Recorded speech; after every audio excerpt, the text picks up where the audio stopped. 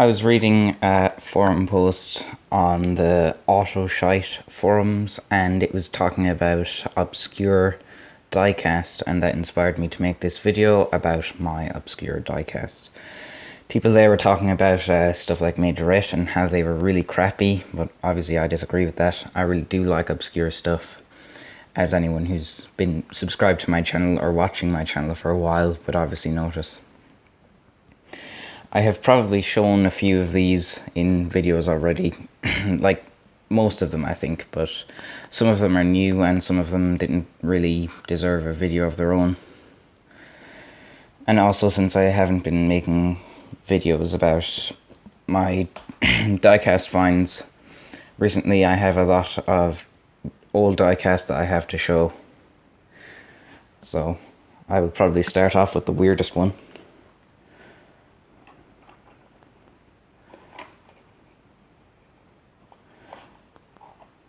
This box is very difficult to open. In fact, you can actually see like there are marks that I didn't make where someone has been trying to open it.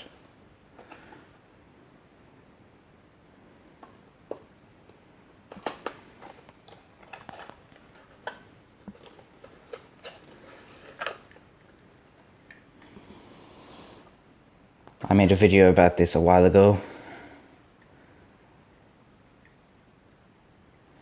Very, very strange design. It's supposed to be a Rolls Royce. Polistil is a company from Italy, I think. Yeah. So they actually made a lot of knockoffs of Corgi and Dinky. This was one of their original lines.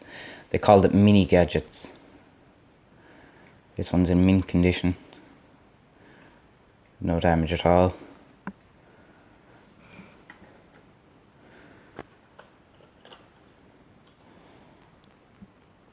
The box is pretty simple.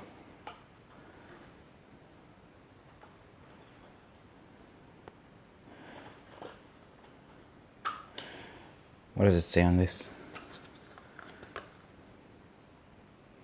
Prodotto con vernici asso, or something in Italian, I would guess. But anyways, that is the Polistil Mini Gadgets Rolls Royce.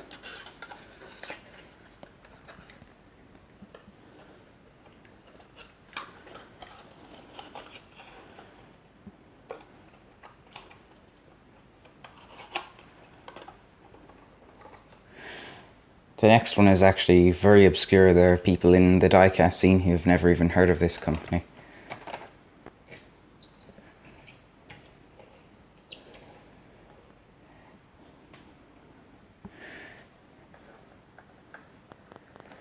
This one is an FC. FC were diecast made in the Netherlands. I think they started in the 60s, but that type of FC is incredibly rare. I definitely won't be able to get any of it. Oh look, it comes with this little piece of paper. It's not even stuck onto the box container thing. I don't know much about this model actually. All that I do know is it's from the early 90s.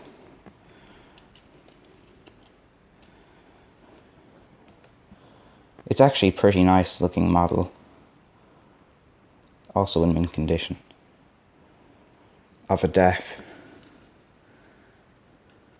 The trailer can come off, but it's kind of hard, so I don't want to do it.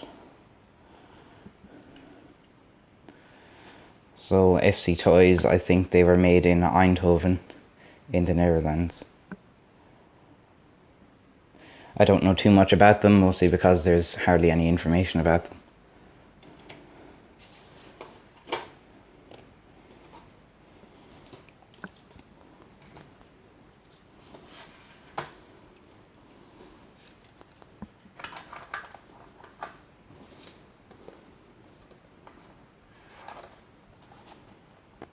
Well, at least that I could find on the internet.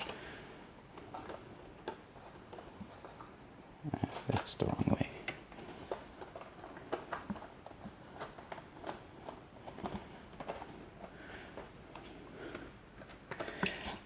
The next one is this. This is a Kenworth, I think. I don't know too much about American trucks. But this is by a company called Val, which actually, they also existed in the 1960s, but just like FC, their very old models are incredibly expensive and very rare. This one I think is from 1986 or 1985, I'm not entirely sure. But it's supposed to have a bumper there at the back, which is broken off. And of course, the front bumper has also broken off. The trailers for these trucks are actually entirely made out of metal, which what made them look quite nice compared to the plastic ones used by Majorette or Matchbox at the time. So it isn't anything too special, just a truck.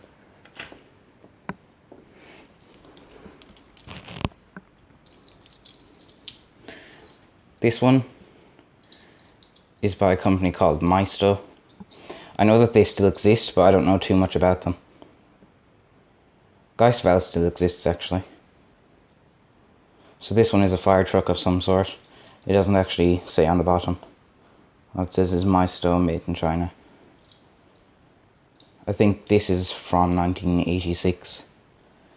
In near mint condition. It's just missing its, what would you call it? Extendable ladder piece, I guess.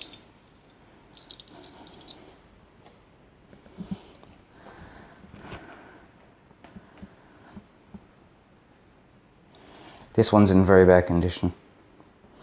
This is a Kitco Datsun of some sort from 1980.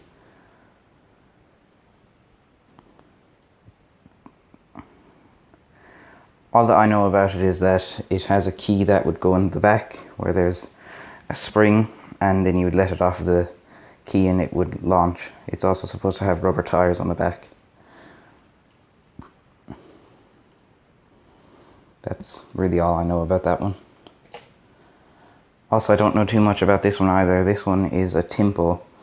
It has this rope in the bottom of it. I have no idea what that is. Although I've never seen a picture of another one that had the rope there, so I'm guessing someone added that. In absolutely awful condition, but I believe this is from the 30s until the 1950s, so that makes sense. Has completely no paint on it. But it was very cheap, and I actually really like the design of this. It does look really nice.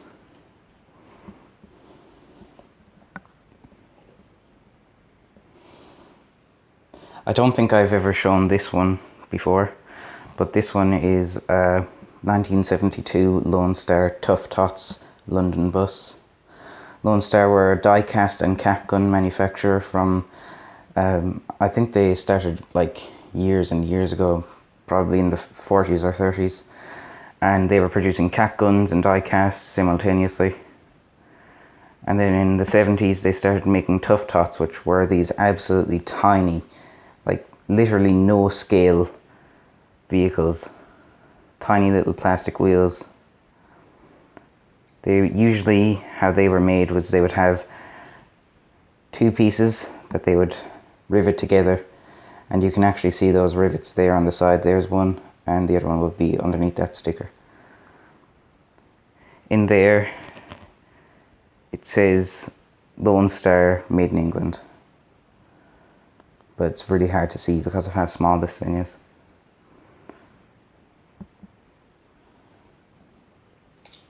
The next one is one of the coolest ones that I have. I have obviously shown this one before, but I just wanted to show like one of all of my obscure diecast or model toys. So this is actually a Lego model, if you didn't know already, from about the 1950s or 60s. This one is of an Opel Record 58. It has these tiny little plastic headlights that often pop out. This one's actually in very, very good condition. So you probably can't see the Lego logo on it there, but it is there on the back. All of the Lego models were HO scale or near HO scale at the time. This one is very damaged. It's completely missing its back wheels. Well, there is like a tiny little piece left. But this is a Yatming from the 1970s and 80s, made in China. I never actually had any Yatming models until very, very recently. It's just like a generic race car. It has this exhaust and engine piece that's completely loose on the back there. Yatming were usually very cheap models except for the early years, but those Yatming are worth too much money for me. So this next one comes with a trailer. It's an early majorette, that's why I picked it up. Early majorette are the best, they are so detailed. And I absolutely love these Saviem trucks, they're just really nice. And this one's in a nice blue colour. Unfortunately though, its tow hook is broken, so I can't attach it to the trailer. And the trailer is also really nice. So it has a lot of detail there on the back.